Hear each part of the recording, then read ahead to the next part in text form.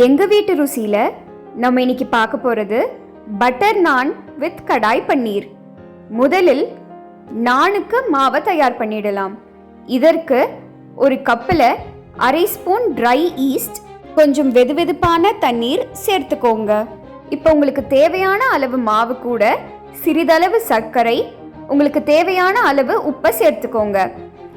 கலந்து வைத்த ஈஸ்ட்டை அரை கிளாஸ் பால் கூட சேர்த்து மாவை நல்லா கலக்க ஆரம்பிங்க. இதன் கூடவே நடுவில் கொஞ்சம் தண்ணீர் தெளித்து மாவை நல்லா சாஃப்டாக ஒட்டாத அளவுக்கு பிசைஞ்சு எடுத்துக்கோங்க. தயார் பண்ண மாவை ஈரத்துணியில் சுற்றி குறைஞ்சது 2 மணி நேரமாவது ஊற விடுங்க. அப்பதான் நான் நல்லா சாஃப்டாக வரும்.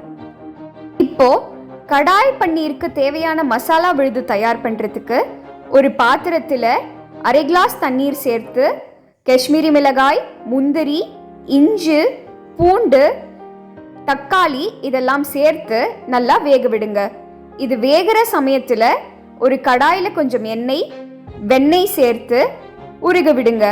வெண்ணெய் உருகினதும் நறுக்கின வெங்காயம் சேர்த்து இதன் கூடவே சிறிதளவு உப்பு சேர்த்து வெங்காயத்துடைய நிறம் நல்ல கோல்டன் ப்ரௌன் ஆகிற வரைக்கும் வதக்கி எடுத்துக்கோங்க. இப்போ இதை ஒரு மிக்ஸி ஜாரில் மாற்றி கூடவே வேக வைத்த மிளகாய், தக்காளி, இஞ்சி, பூண்டு, முந்திரி சேர்த்து நல்லா அரைச்சி எடுத்துக்கோங்க. இப்போ அதே கடாயில் கொஞ்சம் வெண்ணெய் சேர்த்து வெண்ணெய் உருகினதும் நறுக்கி வைத்த பன்னீரை சேர்த்து லேசா வதக்கி எடுத்துக்கோங்க.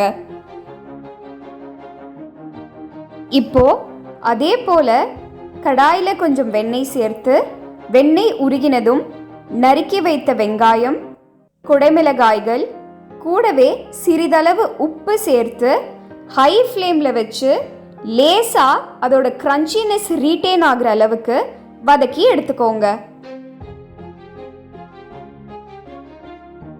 அதன் போலவே பச்சை மிளகாய்களையும் வதக்கி எடுத்துக்கோங்க. இப்போ கடாய் பன்னீர் பண்ணுறதுக்கு பிரியாணி இலை, ஏலக்காய், பெரிய ஏலக்காய், சீரகம், லவங்கம், மராத்தி மொக்கு, அன்னாச்சி பூ, கரம் மசாலா பொடி இதெல்லாம் தேவையான பொருட்கள். இப்போ அதே கடாயில் கொஞ்சம் எண்ணெய், அதன் பிறகு வெண்ணெய் சேர்த்து வெண்ணெய் உருகினதும் எடுத்து வைத்த கரம் மசாலா பொருட்களை எல்லாம் சேர்த்துக்கோங்க. இதன் கூடவே அரைத்து வைத்த வெங்காயம், தக்காளி விழுதையும் சேர்த்து நல்லா கலந்துக்கோங்க.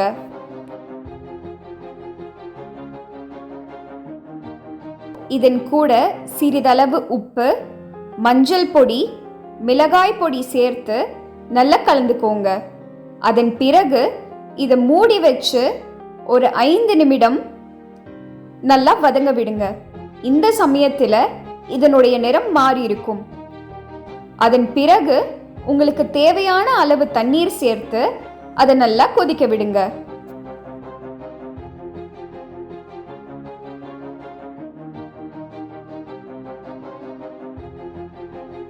இந்த சமயத்தில் வதக்கி வைத்த பன்னீர், கரம் மசாலா பொடி,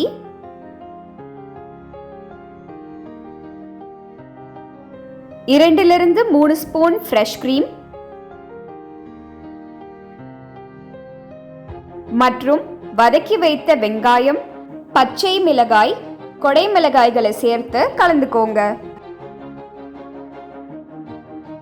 இதில் கொஞ்சம் கசூரி மேத்தி மற்றும் வெண்ணெய் சேர்த்து பரிமாறினால் சூடான கடாய் பன்னீர் பரிமாற தயார்.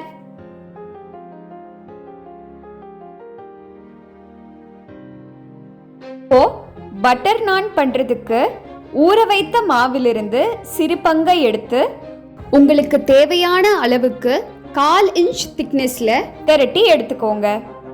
திரட்டின நானை சூடான தவா மேல சேர்த்து 2 பக்கமும் பிரவுன் ஆகிற வரையும் எண்ணெய் எதுவும் சேர்க்காம சுட்டு எடுங்க. மாவை நல்லா பெனஞ்சு மாவு நல்லா ஊறியிருந்தா மட்டும்தான் இப்படி தவால சுடும் பொழுது நான் நல்லா புஃப்னு வரும். இப்போ கடைசியா அதை டைரக்ட் ஃப்ளேம்ல மாற்றி சுட்டு எடுத்து கொஞ்சமாக வெண்ணெய் தடவி பரிமாறினால் சூடான நான் பரிமாற தயார். நானை இப்படி சுடுறப்ப அது நல்ல புஃப்னு சாஃப்டாக இருக்கும்.